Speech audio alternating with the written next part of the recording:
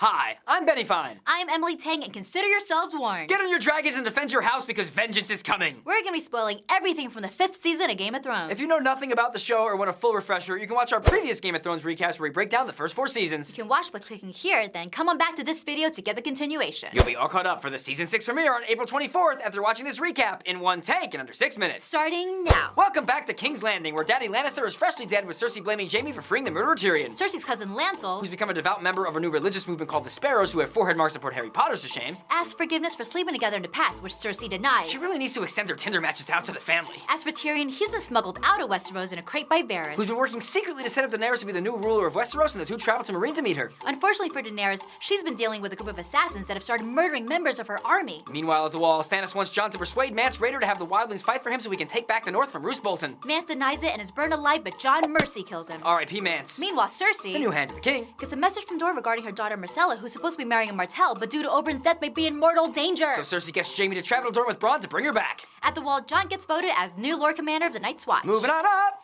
In the Vale, Sansa and Littlefinger, who's hiding her away from the Lannisters, run into Podrick and Brienne, who asks Sansa to leave with her, sticking to her vows to Sansa's dead mom to keep the Stark girl safe. But she refuses. Littlefinger lets Sansa know that he's dropping her off as a bride to Ramsay to form an alliance with the Boltons. The hope is Stannis will appoint her as Wardeness of the North when he retakes Winterfell, and she can ultimately get revenge for the Red Wedding. Speaking of Stark girls, what's going on with Arya? She arrives in Bravos and finds Jaqen, the face-changing guy from season 2, who takes her under his wing to become a member of the Faceless Men. Meanwhile, in Slaver's Bay, things are only getting worse for Daenerys as her people continue to get attacked and start rioting. As for Tyrion, he gets captured in, surprise, surprise, a brothel to be taken to Daenerys by actual surprise and human friend zone Jorah. Back in King's Landing, Cersei senses she'll be more powerful if she joins forces with former governor and leader of the Sparrows, the High Sparrow. So she does, and a policing force called the Faith Militant gets created, which arrests Loras for homosexuality. Over at Slaver's Bay, the assassins begin attacking, and Grey Worm gets injured. Sir Barristan saves him, but is stabbed many times in the process, fatally. R.I.P. Sir Barristan. Daenerys then imprisons and feeds the leaders of Meereen to her dragons as retribution for Sir Barristan's death. But she realizes she's losing her people, so she meets with Hizdahr, one of the Meereen leaders. She lets him know that she will reopen the fighting pits and marry him to make peace with the people. Poor Dario. Nearby, Jorah and Tyrion have been bro-bonding and run into Stone Men and Daenerys' missing dragon, Drogon.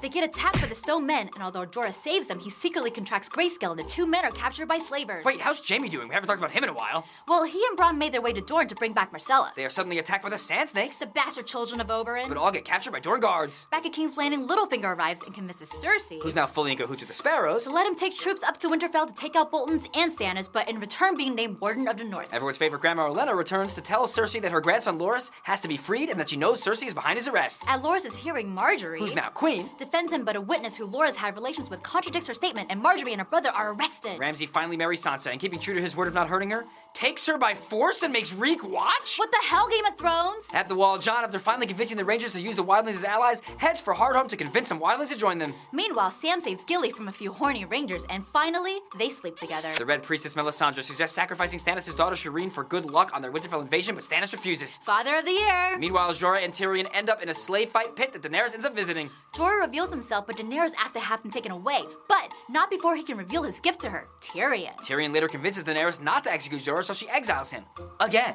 But instead of leaving, Jorah makes a plan to fight in the pits, again, so he can show Daenerys his devotion, again. Daenerys is impressed with Tyrion and accepts him onto her council. Turns out, trying to use her Crusher's worst enemy as a way to get to her heart was a bad decision. Over in King's Landing, Olenna demands the High Sparrow free Loras and Marjorie, but he refuses. Littlefinger offers Olenna a way to get back at Cersei. It results in the High Sparrow revealing to Cersei that he knows about her affair with Lancel. He then has her imprisoned. Karma is a bitch. Back in Bravos, Arya continues her training with Jaqen, which includes cleaning corpses, and she finds out that the corpses' faces are the ones that Jaqen uses. She's sent on a mission to poison a crooked businessman, but she's shocked to find Sir Meryn, who's on Arya's revenge list for killing her old sword instructor, Syrio Forel, back in season 1. So she sneaks into a brothel and stabs Sir Meryn. R.I.P. Sir Meryn. When Jaqen learns what she's done, he sacrifices himself in exchange for the life that Arya has taken, and she is blinded. R.I.P. Well, we're not sure if he's really dead, as his face transfers to another Faceless Men follower. Over at Winterfell, Reek confesses to Sansa that he didn't actually kill her brothers and later decides to help her escape. While Ramsay decides that it is time to attack Stannis. Meanwhile, in the far north, Jon finally convinces thousands of wildlings to come with them. However, they are attacked by a terrifying army of White Walkers led by the Night's King. It only took 5 seasons, but winter's finally here, and it's the best battle maybe in TV history! The wildlings and Night's Watch get massacred, but Jon finally managed to kill a White Walker with his Valyrian steel sword. As the survivors sail away, the Night's King raises all the dead wildlings changelings, and now they're zombie whites. Ramsay's forces destroy Stannis' camp, and Melisandre convinces Stannis to sacrifice his daughter, who is then burned alive. You are no father of the year, Stannis. R.I.P. Shireen. They literally burned a kid alive and made us hear her screams? What the hell, Game of Thrones? Back in Marine, Daenerys visits another slave pit where Jorah fights and wins. But when he reveals himself to Daenerys, she is less than psyched to see him again, and even less psyched when the Sons of Harpy surprise attack them. They have Daenerys surrounded, but Drogon swoops in, and we get the moment everyone's been waiting for. She climbs on his back and flies off like a badass. Over at the wall, Jon and the wildlings finally make it back. But not everyone is happy to be bunking with their former enemies, and Jon's approval rating plummets.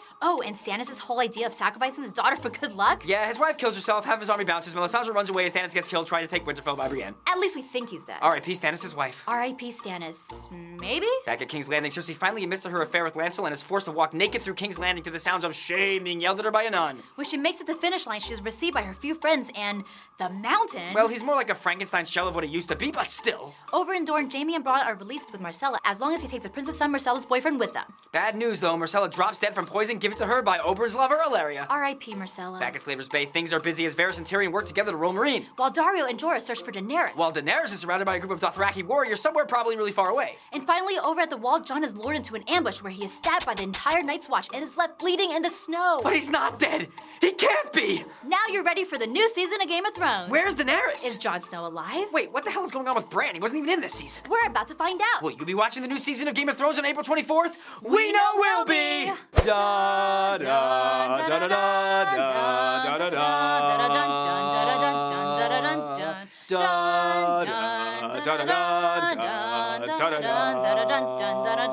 Iron Price!